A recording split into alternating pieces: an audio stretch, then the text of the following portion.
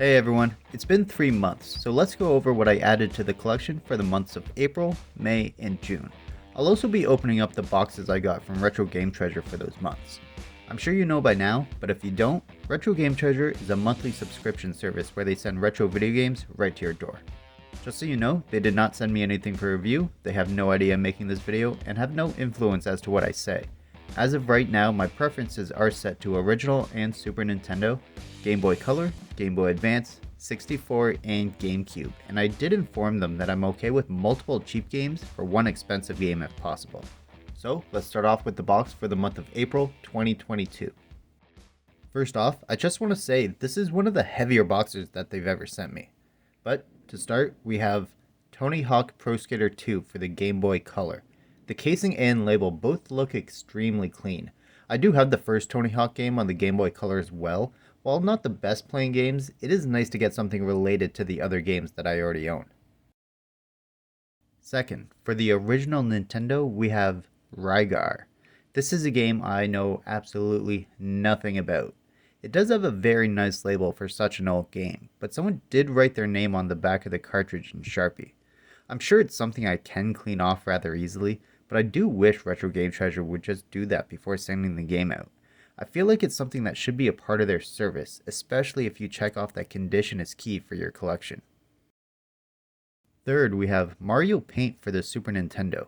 The label on the front of the cartridge looks extremely nice, and the casing looks great too.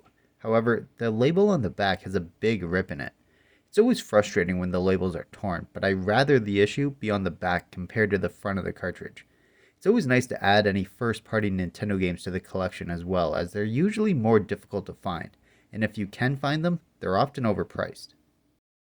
But I'm sure we all know that Mario Paint is pretty useless unless we have the right accessory. So, to end the box, we have a Super Nintendo compatible mouse made by Hyperkin, which is great because I'll be testing this with the Retron 5, which is also made by Hyperkin, so there should be no compatibility issues. While I prefer a first-party accessory, it just so happens that I'm going to be using another Hyperkin product, so in my specific case, it actually worked out pretty well. It's also good because without it, I wouldn't be able to make use of Mario Paint, which would suck if there was a pointless game in the box. So it is good on Retro Game Treasure to make sure that these ship together. It should also be noted that there is a section on the website where you can inform them what accessories you already own. The box itself looks like it's in great condition. While there's no plastic wrap, I feel like it's actually never been opened, which I prefer. According to the box, the mouse has a 6-foot long cable, and it has the same plug as the Super Nintendo controller, so in theory, it should be compatible with any original Super Nintendo. But I actually don't have one, so I won't be able to test that. Next, let's give the games a test, open them up and make sure everything looks good, and check their current prices. For simplicity's sake, all the prices are going to be as of June 29th, 2022, and not the day that they arrived. For testing purposes, I used the Retron 5 whenever possible so that I could capture the games through an HDMI cable. Here we can see Tony Hawk Pro Skater 2, and it worked just fine. The game has good color for the system and has some staples like collecting the skate letters, but the gameplay isn't anything fantastic. This really isn't something I'm going to be playing non-stop. Next, we have Rygar. Again, the game works perfectly fine, but I had no idea what was happening in this game.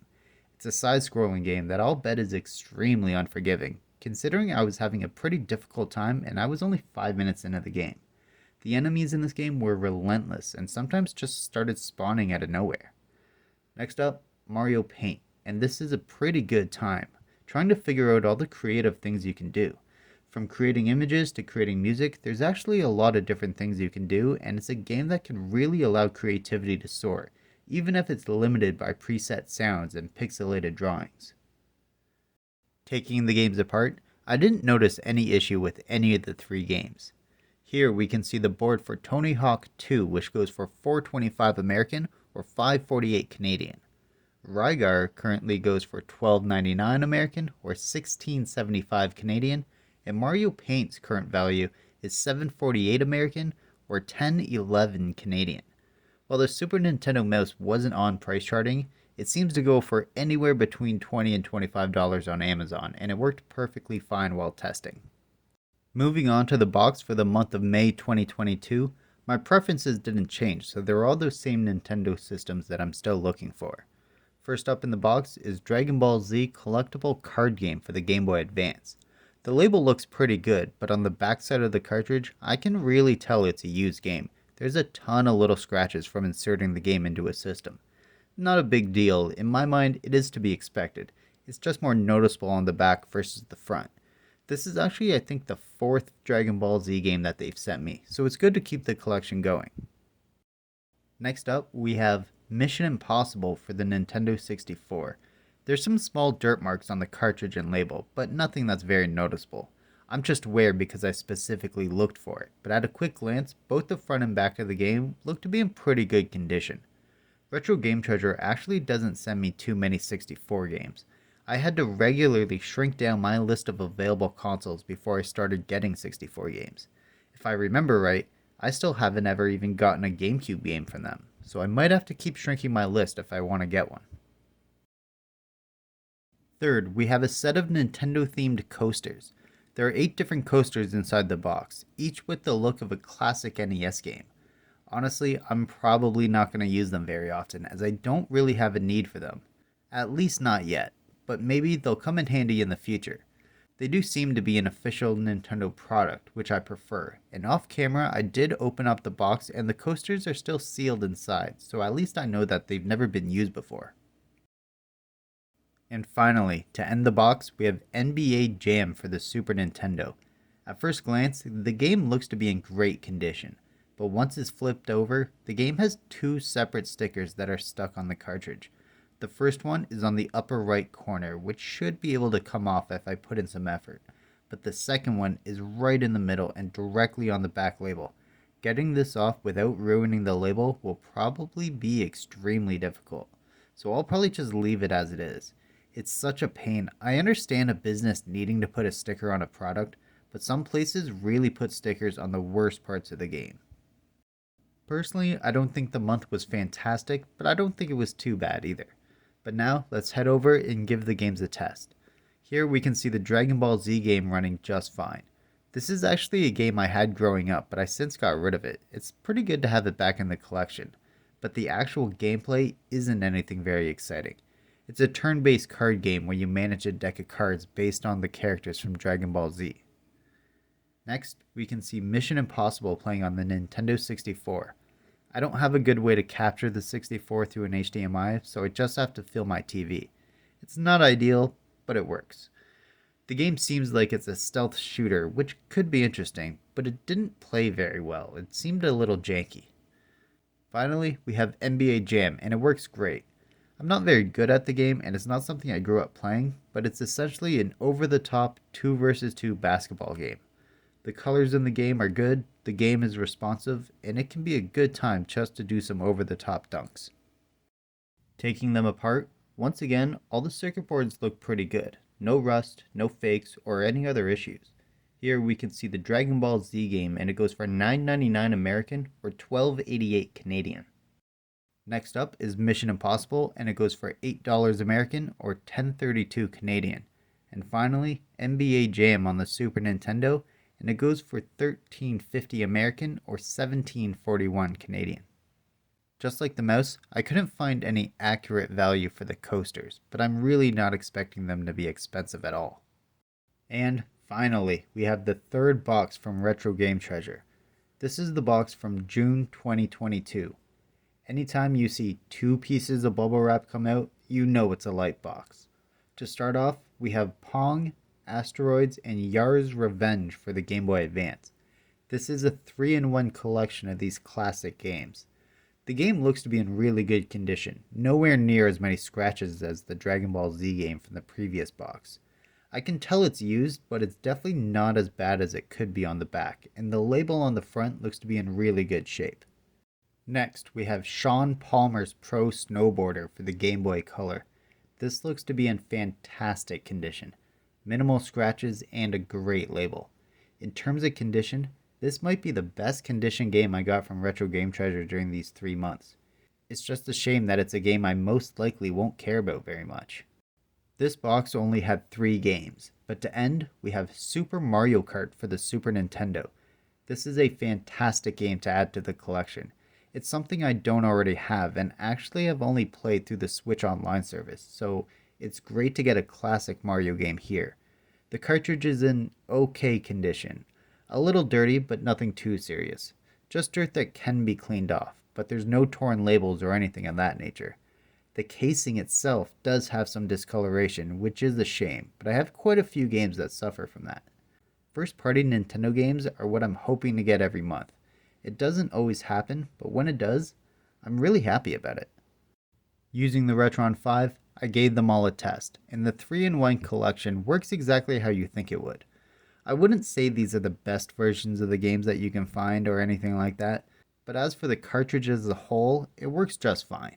Sean Palmer's Pro Snowboarder plays how I thought it would. I figured it would be a snowboarding version of Tony Hawk. For the most part, it is. Games like this can be difficult to judge where you are in the air, making landings extremely hard to time. As for the cartridge itself, it worked perfectly fine. It's not a game I'm going to turn on very often, but it's nice to have. And finally, Super Mario Kart. This worked perfectly. It was responsive and looked great, and I couldn't be happier to add this game to my collection. Even though it's not a super rare game, it is a game that I would probably never find at a thrift store or garage sale. So in that sense, it's definitely a game that might be a bit more difficult to find through my regular methods of picking up games at least. Opening up the cartridges, we can see the 3-in-1 collection here, and it looks perfectly normal. It currently goes for $6.30 American or $8.12 Canadian. Next, we have Sean Palmer's Pro Snowboarder, and it's valued at $3.61 American or $4.65 Canadian. And finally, Super Mario Kart, and it's valued at $31.99 American or $41.25 Canadian.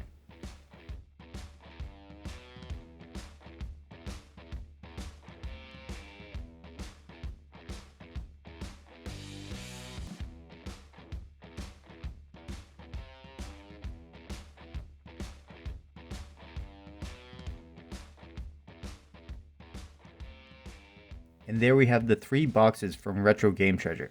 But I still have 3 months of regular gaming pickups to go through.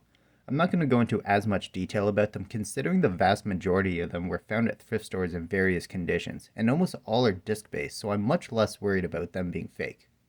Starting with the only 2 original Xbox games I got, we have Project Gotham Racing and Marvel Ultimate Alliance, as well as the Marvel Ultimate Alliance and Forza Motorsport 2 Dual Pack for the Xbox 360. All 3 games are in good condition, with their sticker being stuck on the original Xbox Marvel game, and every game is complete with a manual. I actually already had a case for the dual pack, but it was missing the disc for Forza Motorsport 2, so now I have a complete copy for my collection. I'll probably end up using the incomplete copy as part of a trade or something along those lines. Using your doubles as trade bait is always a good way to turn them into games you're looking for. Next, we have Brink, Skate, and Battlefield Bad Company 2, all for the Xbox 360.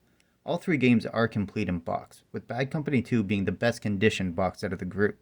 Skate has 2 stickers, one on the front and one on the back that seem like they're pretty stuck on, and the cardboard sleeve for Brink has a big rip in it. I know a lot of these 360 games can be found on Game Pass or other services, which is why I'm only willing to pick them up if they're cheap enough from thrift stores. I'll absolutely pass on games if the price isn't what I'm willing to pay. Sticking with the Xbox 360, we have G.I. Joe, The Rise of Cobra, and Spider-Man 3, and they're both missing their manuals, as well as Mortal Kombat vs. DC Universe, which is complete. These 3 games are probably the 3 worst conditioned cases out of everything that I found over the past few months. Mortal Kombat feels like there's just a ton of dirt and sticker residue, the plastic for Spider-Man 3 looks like it's been chewed by a dog, and G.I. Joe has a big hole at the top of the case with some spots of it being cracked and ready to break. I don't have any yet, but I have been considering finding some extra empty 360 cases so I can switch out the games to better ones and throw out the broken cases, but it's something I haven't done yet. I've noticed that 360 games are usually the worst conditioned cases when I find them at thrift stores. For whatever reason, people took care of Nintendo and PlayStation games, but 360 cases got treated like garbage. Finishing up with the Xbox 360, we have Marvel Superhero Squad, The Infinity Gauntlet, and Gears of War 3, both of which are complete with manuals, as well as Dark Souls 2 and Forza Horizon 2, both of which are missing their manuals. Obviously, I prefer to have the manuals whenever I find the game, but when you're at a thrift store or flea market, sometimes your options are pretty limited. I'm not someone who is crazy picky about the games being complete.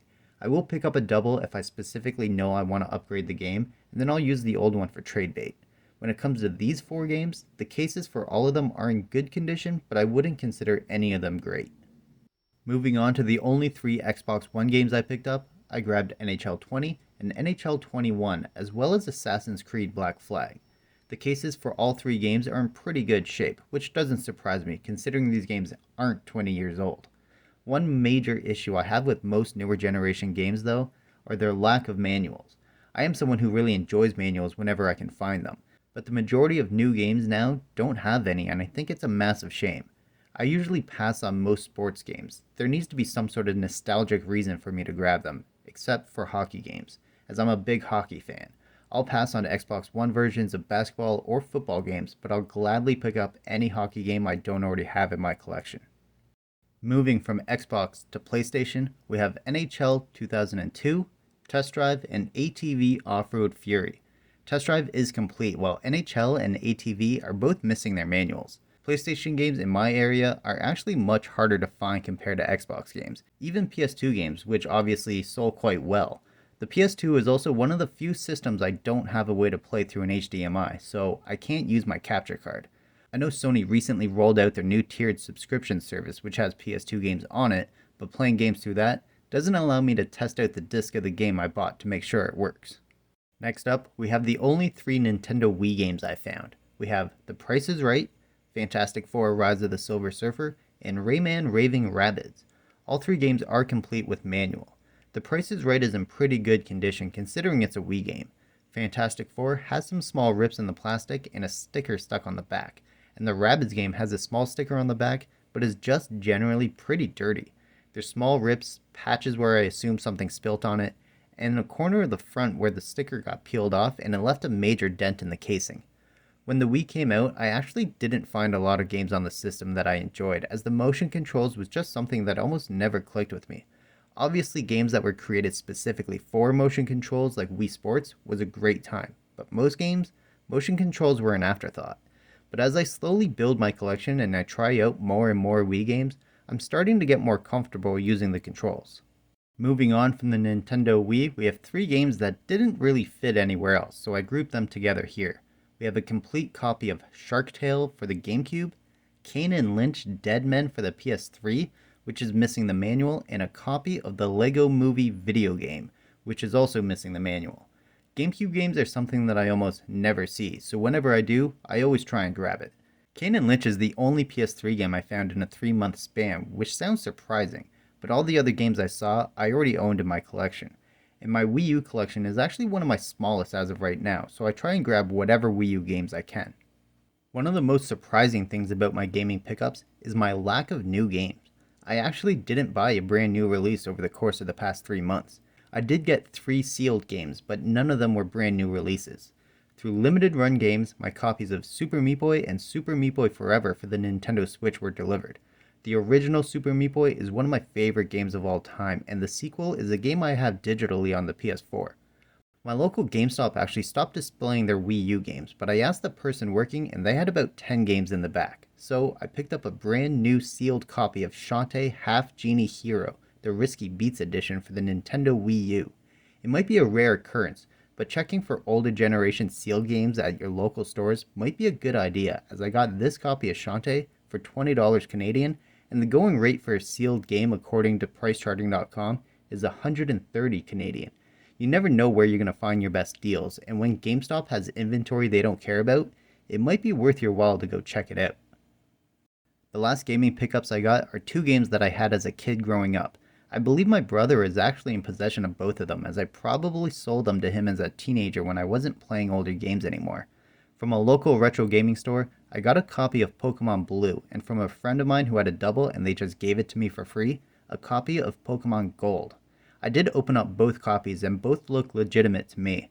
I know Pokemon games are often faked and overpriced, so I was a little hesitant to buy the one from the retro store, as it was a little bit more than I would have liked to pay. But the only reason I did it is having the peace of mind knowing that it's real coming from a retro store.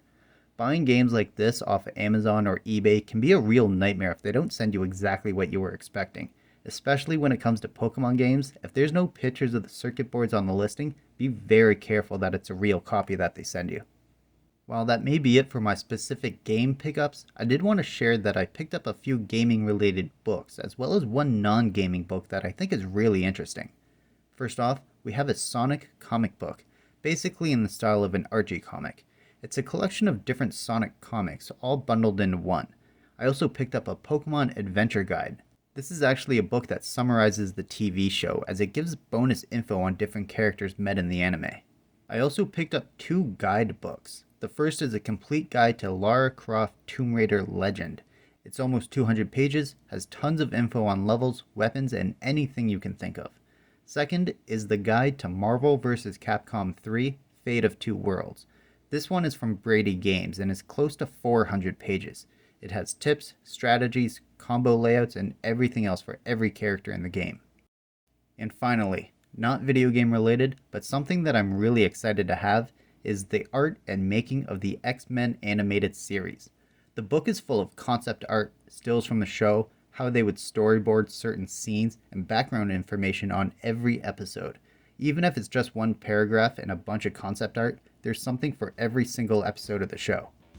And there we have it, all of my gaming pickups for the past 3 months, 3 boxes from Retro Game Treasure, 4 gaming related books, and 1 awesome art book. Let me know down below some of the coolest things you managed to pick up recently and where you found them. If you enjoyed the video, be sure to hit the thumbs up, it really helps out a lot. And please share the video with anyone who might enjoy it. If you're new here, be sure to hit the subscribe button for more video game related content. If you want to check out some more pickup videos from me, then be sure to check out the video on screen. Thanks for making it to the end of the video. Thanks for watching.